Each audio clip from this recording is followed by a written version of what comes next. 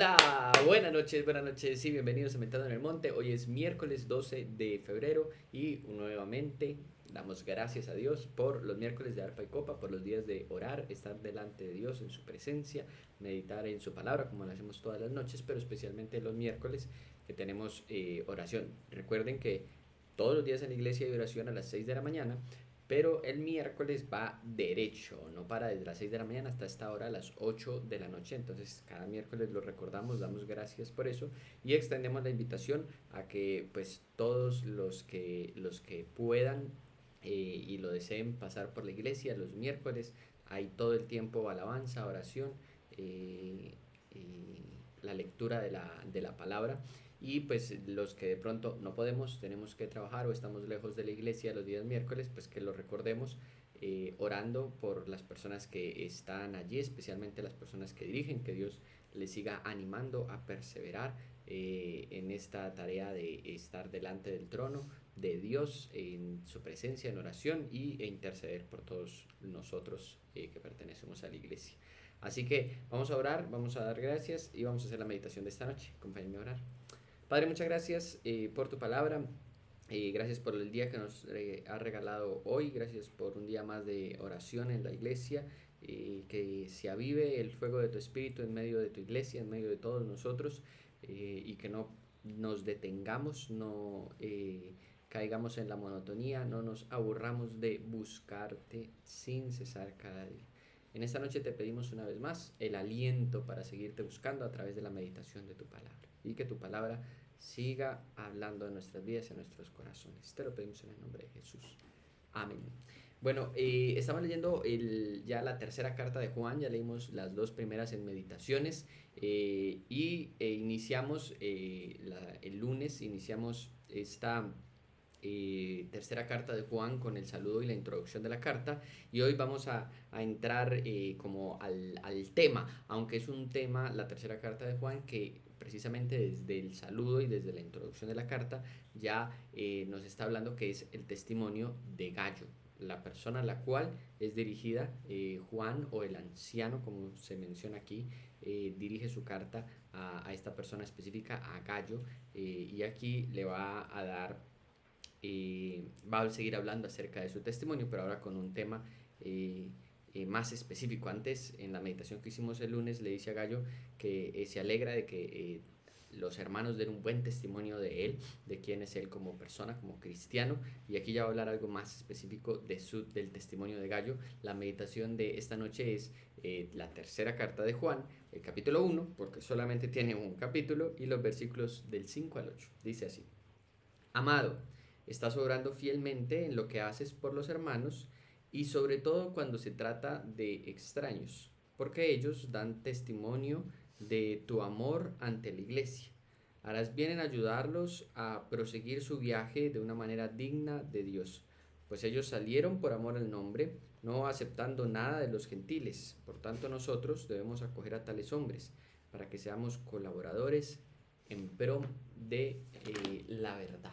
Y aquí se nos revela gran parte de lo que se había hablado anteriormente del testimonio de Gallo. En esta porción consiste en la relación que tiene Gallo con los misioneros y la hospitalidad cristiana, con aquellos que habían salido de sus hogares e iban por el camino anunciando la verdad de Dios, y así como Pablo en los viajes misioneros que leemos en Hechos, iban de ciudad en ciudad anunciando el Evangelio, llevando las buenas nuevas, dándole a conocer a las personas, y tal cual, el mismo trabajo que nosotros vemos que inicia Pablo, primeramente con Bernabé, después con Silas, y con muchos de los colaboradores de Pablo. Ese mismo trabajo de ir de ciudad en ciudad es lo que ahora se exalta, que Pablo hace, que no es precisamente ese trabajo, sino ayudar a los que hacen ese trabajo.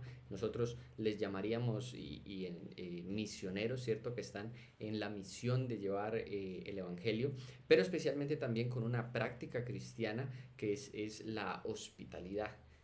Juan de alguna manera exalta la labor de Gallo en esta acción fiel.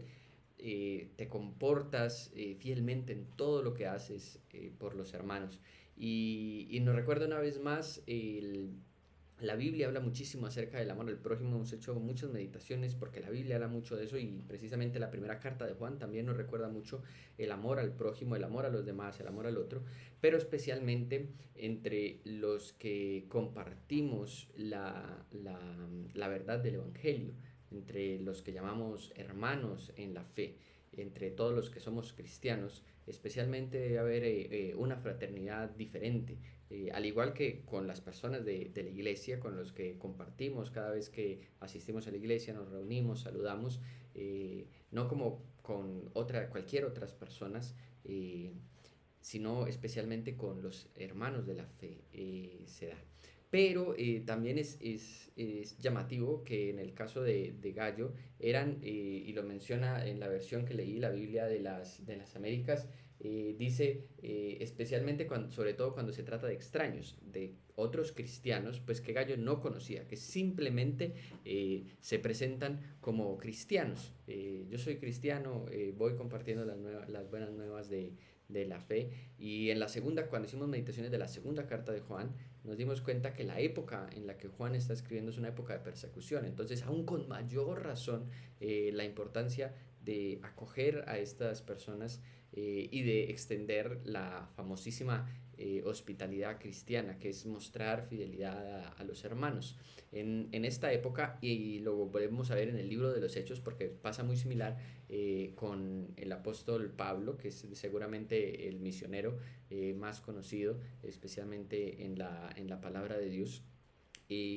La Biblia nos muestra que estos misioneros no tenían un salario fijo, no es que salían de sus iglesias les apoyaban, sino que ellos iban por el camino y causa curiosidad porque no recibían cosas alguna de los gentiles, sino que eran los mismos otros cristianos que no los conocían, pero que les permitían les permitían quedarse con ellos, los alimentaban y les daban para que pudieran continuar su camino, y entre ellos mismos lo hacían. Y esto es prácticamente la misma labor que debe hacer la iglesia y que hace la iglesia a través de los diezmos y las ofrendas. Se practica la hospitalidad cristiana. ¿Qué se hace con eso? Pues no solamente el mantenimiento de la iglesia, sino el sostenimiento de estos misioneros que han sido llamados a la obra del Señor. Y damos gracias a Dios porque ya no es como en esos tiempos, aunque algunos todavía lo hacen solamente por la fe, pero ya seguramente con salarios fijos, pero dedicando su vida precisamente a que otros conozcan de Dios, a que otros se relacionen con Dios, ayudar a que la palabra de Dios sea conocida, sea practicada y sea llevada por todos. En una época en la que la iglesia apenas estaba empezando, la época en la que Juan escribe, obviamente era de muchísima más importancia esta colaboración que hace Gallo en el ministerio a través de la hospitalidad cristiana. El ayudar a otros cristianos que incluso los mencionan, no los conocía, pero que habían salido con la misión de hablar de Cristo. Y Gallo parece ser era muy conocido entre los cristianos por practicar eso, por ayudar a otros que estaban en la obra de Dios, y es el mensaje que a través de la palabra también se nos deja. Debemos de ayudarnos los unos a los otros, y obviamente la palabra se refiere con los unos a los otros a todas las personas, pero especialmente hay una bendición, y aquí lo demuestra el mensaje de Gallo, hay una bendición especial cuando ayudamos los unos a los otros y esos otros son hermanos en la fe, son cristianos, y especialmente cuando son cristianos que se dedican a la obra de Cristo, como los misioneros de los cuales aquí se habla. Finalmente, pues la enseñanza práctica de la hospitalidad cristiana que encontramos en este pasaje es un deber de todos los cristianos. En la época del primer siglo, todos lo practicaban, incluso los paganos practicaban la hospitalidad cristiana. Con mayor razón los cristianos, los creyentes, y además que en esta época el practicar la hospitalidad cristiana era sentirse honrado. No el que recibía la hospitalidad, el que se sentía honrado era el que ofrecía hospitalidad a otro, especialmente si eran ministros dignos que llevaban la palabra. Y en la época obviamente del primer siglo aún habían muchos de ellos apóstoles como Juan, pero también discípulos de los apóstoles, esta segunda generación que ya se empieza después a conocer en la historia del cristianismo como los padres de la iglesia, y entre ellos habían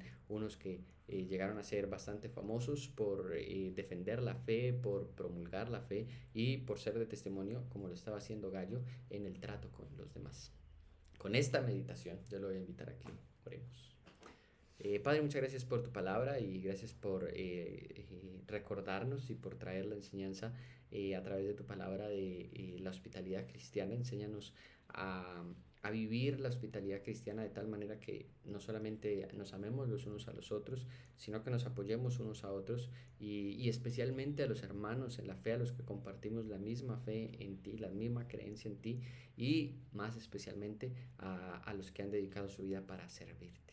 Enséñanos a vivir y a practicar esa hospitalidad cristiana de tal manera que lleguemos a ser de testimonio entre todos los creyentes, como lo era Gallo, a quien le escribe Juan su tercera carta.